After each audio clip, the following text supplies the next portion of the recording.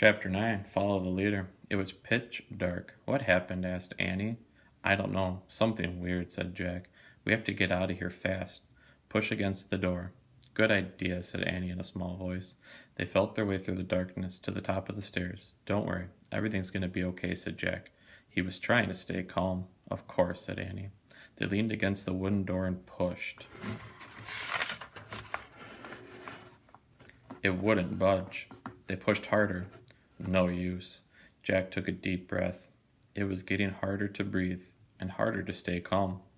What can we do? Asked Annie. Just rest a moment, said Jack, panting. His heart was pounding as he tried to see through the darkness. Maybe we should start down the hall, he said. Maybe we'll eventually come to an exit. He wasn't sure about that, but they had no choice. Come on, he said. Feel the wall. Jack felt the stone wall as he climbed slowly down the stairs. Annie followed. Jack started down the dark hallway. It was impossible to see anything, but he kept going, taking one step at a time, moving his hands along the wall. He went around the corner. He went around another corner. He came to some stairs. He went up. There was a door. He pushed against it. Annie pushed too. This door wouldn't budge either.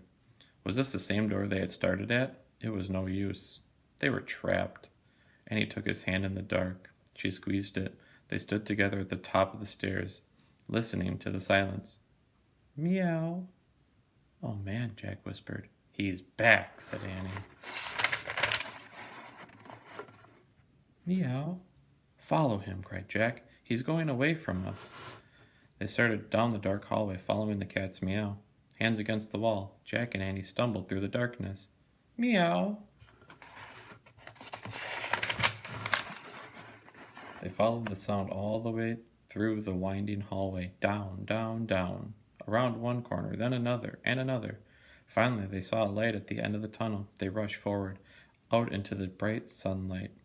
Yay, Annie shouted, but Jack was thinking. Annie, he said, how did we get out of the false passage? The cat, said Annie. But how could the cat do it? Asked Jack. Magic, said Annie. Jack frowned. But look, said Annie. She pointed. The cat was bounding away over the sand. Thank you, called Annie. Thanks, Jack shouted at the cat. His black tail waved. Then he disappeared in the shimmering waves of heat.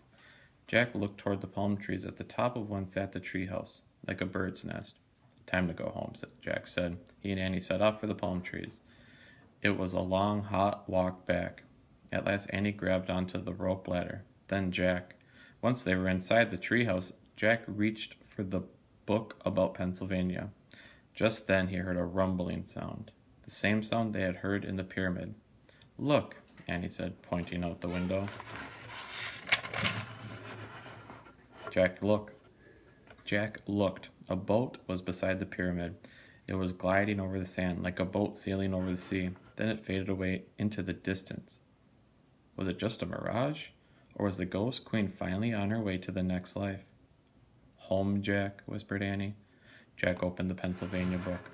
He pointed to the picture of Frog Creek. I wish we could go home, he said. The wind began to blow. The leaves began to shake.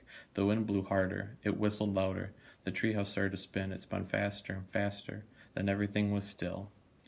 Absolutely silent.